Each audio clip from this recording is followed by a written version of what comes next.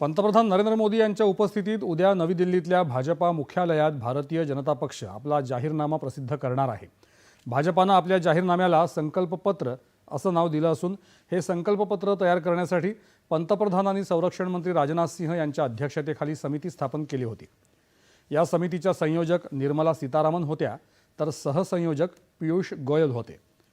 भाजपानं नमो ॲपच्या माध्यमातून नागरिकांकडून संकल्पपत्राबाबत सूचनाही मागवल्या होत्या।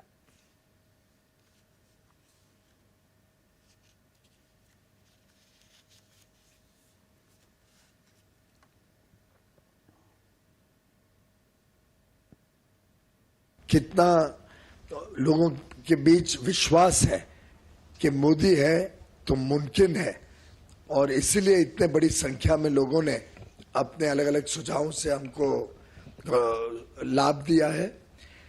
इन सब सुझावों का एक प्रकार से बेस बनाते हुए इनको संकलन करते हुए सार्थक चर्चा हुई है।